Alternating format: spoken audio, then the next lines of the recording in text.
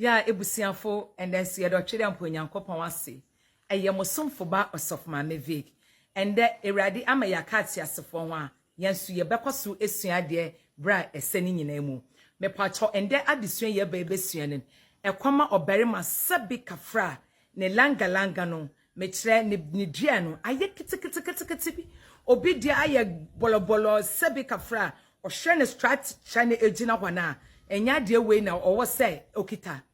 enu ntina ndede osofma me de say edro kesie we ede brew me pacho tie video we bibi biara e kire wadwen wo ho number wo betumi aframe so eye 0555 wo bopo 0 biom wasen abo 55537 medamas mpacho mama yento adesua no so me pacho ade wo behie ni wo be kwadwom akwape cabbage me pacho ento kese wo be pekuma kitwa na ewomenen me pacho eno na wo beto wo to cabbage na ehwa na wape na ntwinumfo cow milk wo be pe fresh one no na wato nkuto no so kasa wo pe fita ne bi me pacho wonya san ne mama yensen a wo be fi ade wo be yeni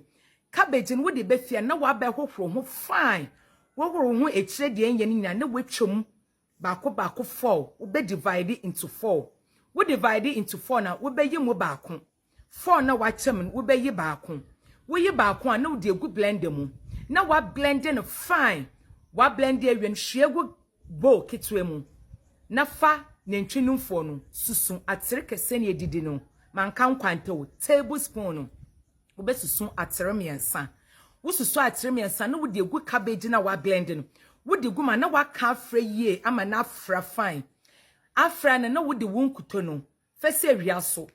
na ennane me pacho yemfensi jaso wo de si jaso pe wase no enti wo de nkuto no wo de besi ewiem ama nanane nkuto ne nane a na wahwie gu cabbage ene nentwie milk na waka afra na wahwie gu so na waka afra ama nafi waka afra ama ne fia me pacho de wo be yeni anopa na weji wo be ma no na wo de bi asasre ho na wokọ ana wo de ada enwumbre nso wo beda eno so na weti bi na wo de asasre ho hwe wa sabe kafra wo be ma aye kitekete sabe kafra wo ni wo yira na wo do bi behia na aye ketu ebi no me pacho wedro kese na ndede osofma me de brown no we me pese enije ba me pese wo nso we nije ntina me de se edre we me de brown na emom tie